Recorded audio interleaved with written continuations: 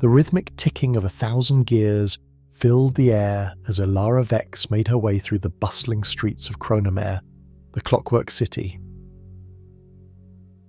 Towering structures of brass and glass rose around her, their intricate mechanisms visible through transparent walls. Every citizen moved with purpose, their steps in perfect synchronization with the city's omnipresent pulse. Elara glanced at the chronometer embedded in her left wrist, his delicate hands reflecting the warm glow of the steam-powered street lamps. She had exactly 43 minutes and 12 seconds left in her daily allotment. Time enough to reach her workshop, but not a second to spare. As she navigated the crowded thoroughfare, Elara observed the stark divide between those rich in time and those perpetually racing against it. To her left, a group of temporal elites strolled leisurely, their chronometers displaying years, even decades of accumulated time. To her right, a haggard woman hurried past, the single-digit hours on her chronometer a death sentence unless she could earn more before the day's end. Elara's brilliant mind, always analysing, couldn't help but see the city as one massive machine, its citizens mere cogs, their very lives powering the relentless march of progress. It was a system she had helped refine, her inventions making the transfer and measurement of time currency more precise than ever. But lately doubt had begun to creep in, a nascent rebellion against the rigid order she'd once embraced.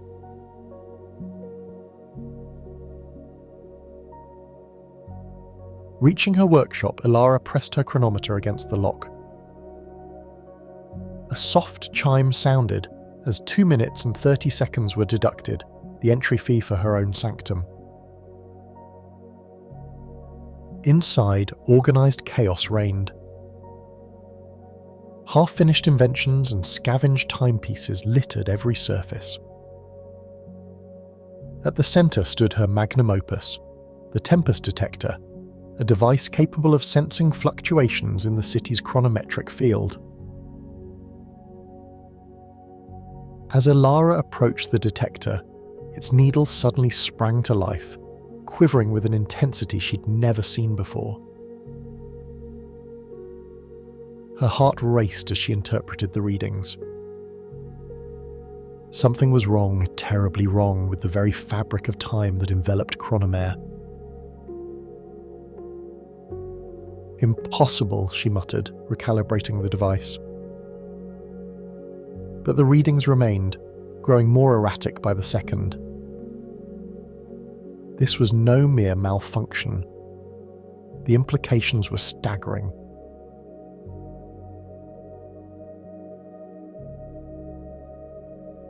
Elara knew she should alert the timekeepers, the austere guardians of Chronomere's temporal order. But something held her back. The timekeeper's solution would likely involve harsh restrictions, perhaps even quarantines of affected areas. There had to be another way.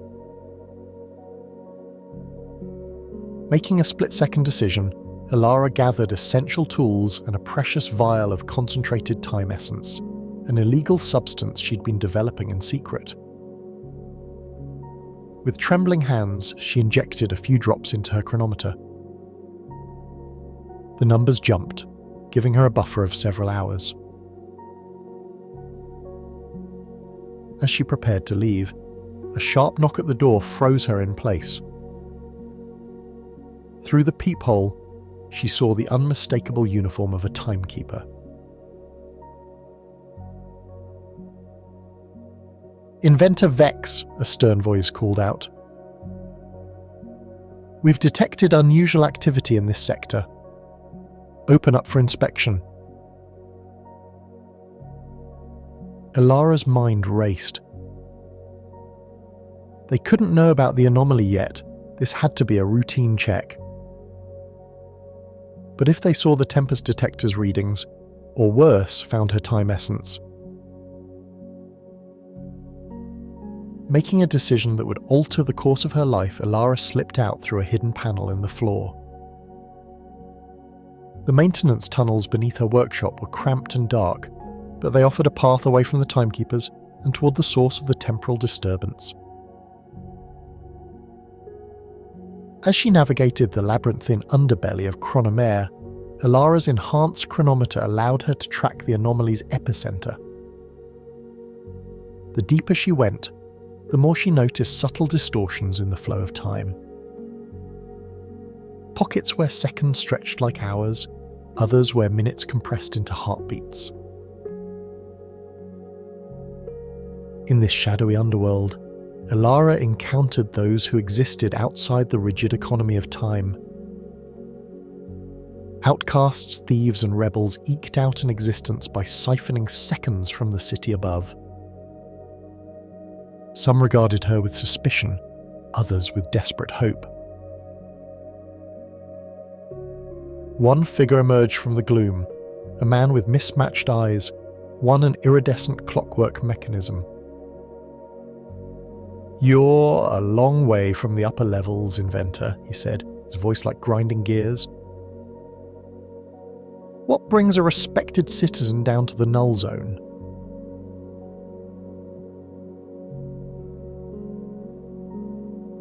Alara hesitated, then decided that truth was her best option. "I'm tracking a temporal anomaly," she explained. "One that could threaten the entire city." The man's mechanical eye whirred as he studied her. "Ah, so you finally noticed," he said cryptically. "We've felt it down here for weeks. The timekeepers ignored our warnings." "Of course." Too busy counting their precious seconds to see the hours slipping away.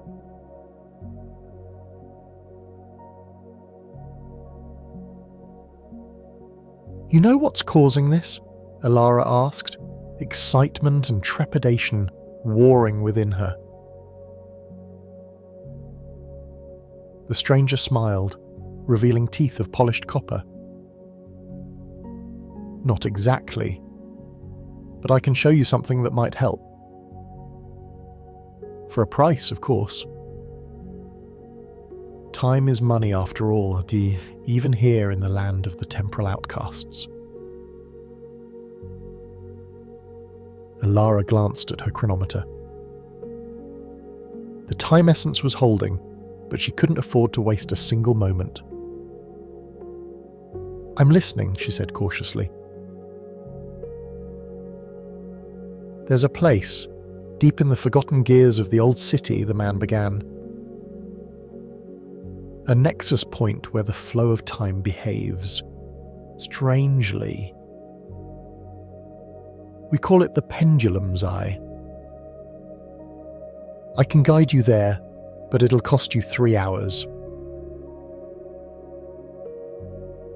It was a steep price, but Alara knew she had no choice. "Deal," she said, extending her wrist.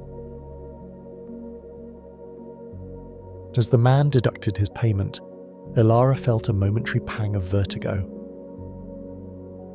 Time passed differently here in the underworld, and she realized with a start that she had no idea how long she'd been gone from the surface.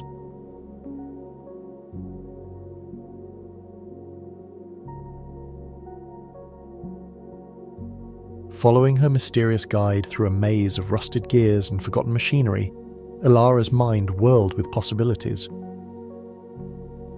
What waited for her at the pendulum's eye? And more importantly, would she find the answers she needed to save Chronomere before time itself unravelled? The deeper they descended, the more pronounced the temporal distortions became. Alara watched in fascination and horror as rivulets of crystallized time flowed up walls and across ceilings. In some places, pockets of accelerated time had turned simple fungi into forests in a matter of seconds. "We're close now," her guide whispered, his voice echoing strangely in the time-warped chamber. The pendulum's eye lies just ahead. But be warned, inventor.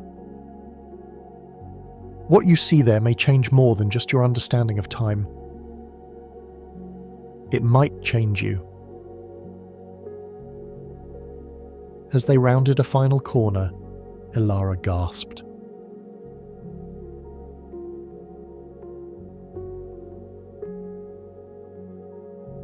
Before them stretched a vast cavern, at its centre a swirling vortex of pure temporal energy. Fragments of past and future collided and merged, creating impossible geometries and visions of what might be or might have been. The source of the anomaly, Elara breathed, her inventor's mind already racing to understand the phenomenon. But as she stepped closer to the pendulum's eye, a searing pain lanced through her head. Visions flooded her consciousness, the Clockwork City in ruins, time itself fracturing and falling away. And at the heart of it all, a familiar face, her own. Elara staggered back, her chronometer spinning wildly. She now understood the true nature of the threat facing Chronomere. And she realised with a mixture of dread and determination that she alone held the key to either its salvation or its destruction. As the visions faded, leaving her breathless and shaken, Elara knew her real journey was only just beginning. The race to save the Clockwork City, and perhaps all of reality, was on. And time, as always, was running out.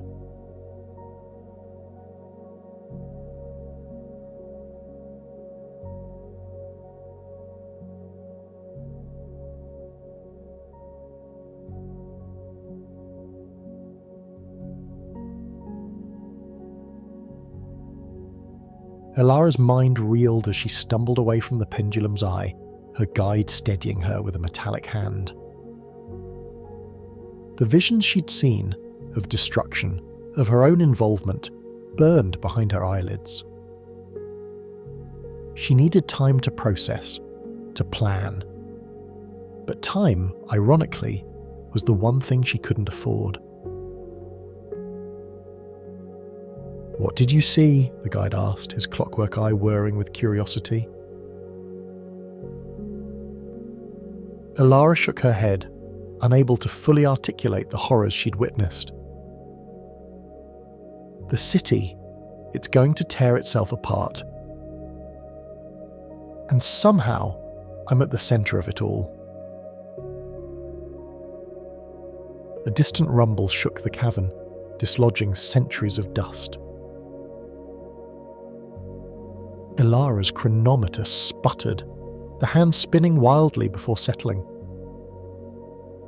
She'd lost another hour in mere seconds.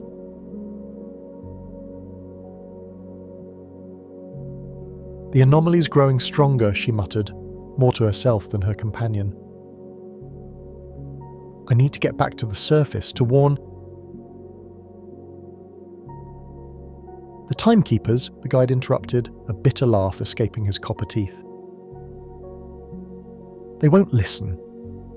To them, we in the underworld don't even exist. Our time doesn't count."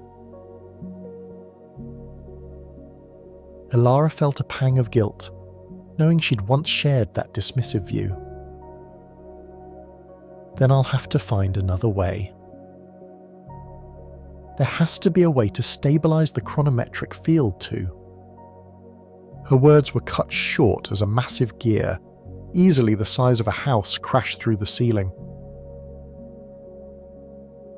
Time distortions rippled outward, aging the metal to rust in some spots, while reverting it to molten ore in others.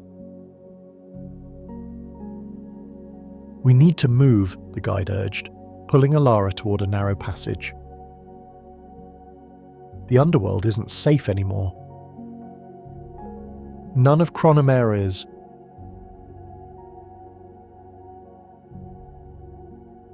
As they raced through crumbling tunnels, Ilara's mind worked furiously. The visions from the pendulum's eye had shown her fragments of a solution, a device that could channel and redistribute the temporal energy.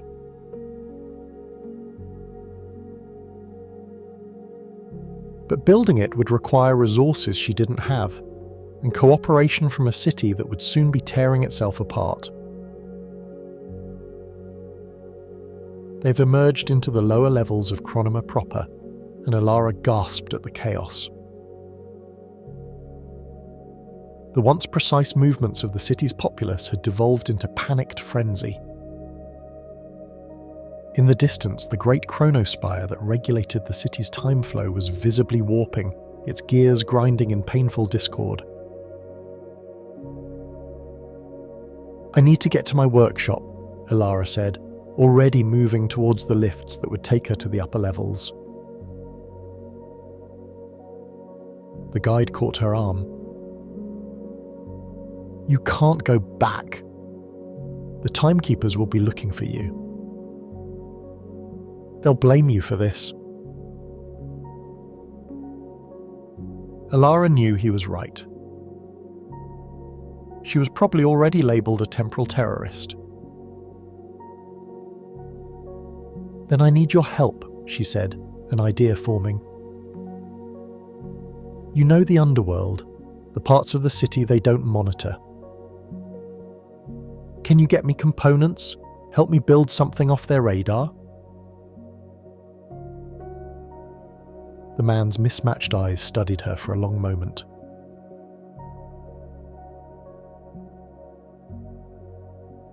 Finally, he nodded. "On one condition.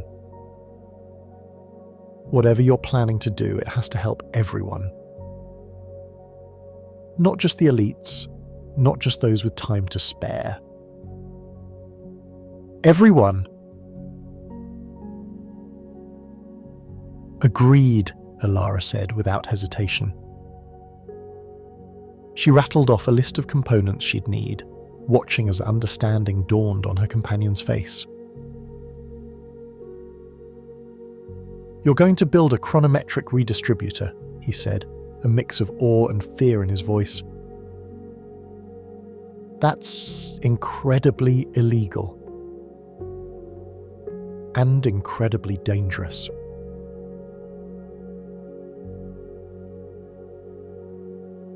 Ilara managed a grim smile.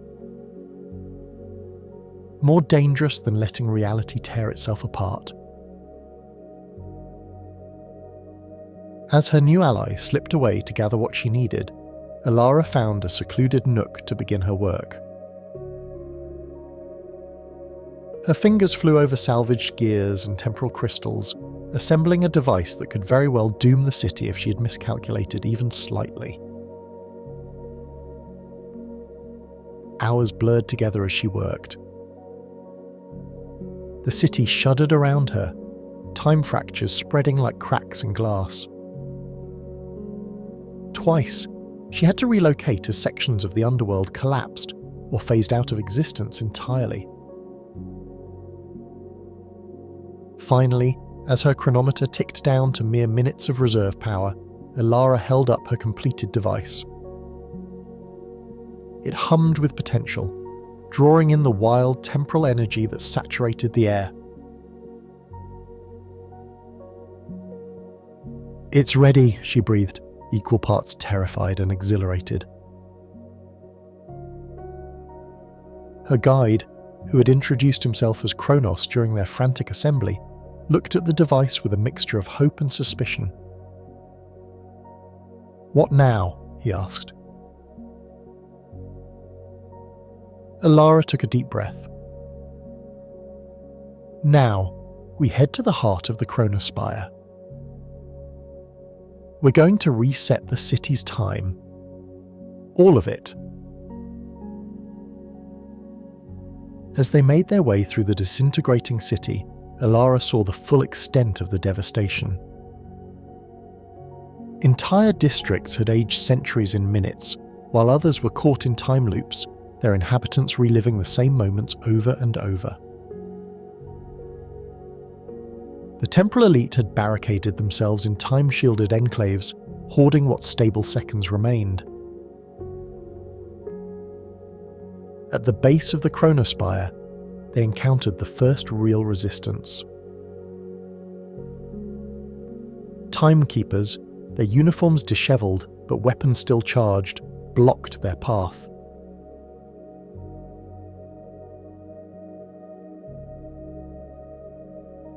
Elara Vex, their leader called out. You are under arrest for temporal terrorism and illegal chronometric manipulation.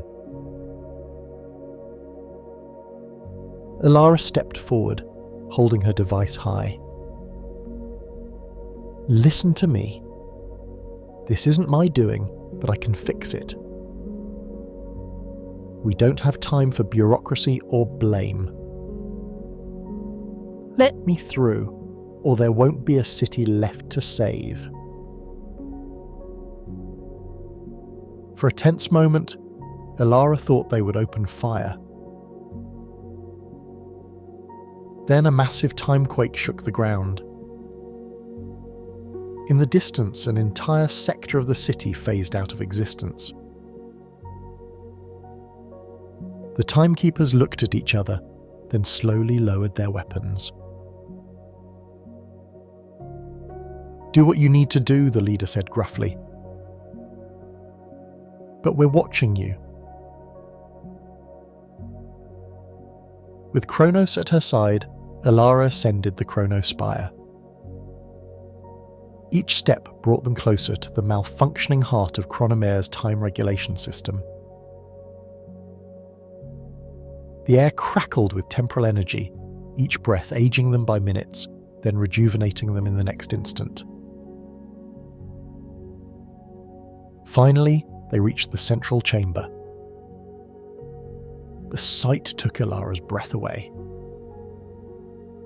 The master clockwork, a piece of engineering she had once admired, was a nightmare of twisted metal and fractured time crystals. At its centre, a swirling vortex of pure temporal energy pulsed erratically. Elara knew what she had to do. She turned to Kronos, her expression solemn. I need you to promise me something. When this is over, if it works, use your connection to the underworld. Make sure time is distributed fairly. No more elites hoarding decades while others scramble for minutes. Kronos nodded, understanding the weight of her words. I promise. But Elara, this device, using it here like this, you know what it will do to you, don't you? Elara managed a small smile. I've seen it. At the pendulum's eye. It's the only way.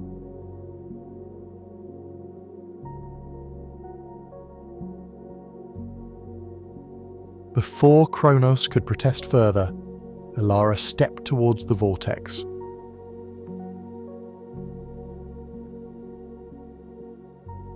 She raised her device, feeling it pulse in harmony with the swirling energy. With a deep breath, she activated it. The world expanded into light and sound. Elara felt herself stretched across seconds and centuries, her very essence merging with the time stream of Chronomere. Through the pain, she focused on her purpose, stabilizing the flow, redistributing the energy equally across the city. As suddenly as it began, it was over. Elara found herself on her knees, the device smoking in her hands. Around her, the clockwork of the chronospire ticked with perfect, stable rhythm. Kronos helped her to her feet, his eyes wide with awe.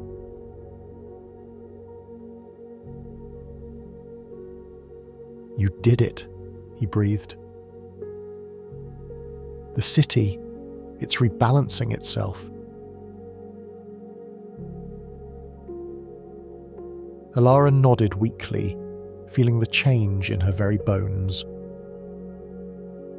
Her chronometer was gone, her connection to time fundamentally altered. "It's up to you now," she said to Kronos. "Keep your promise. Make sure everyone has the time they need."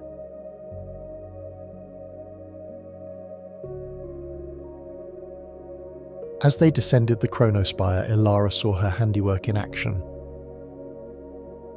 The rigid temporal casts were dissolving, time flowing more naturally between all citizens.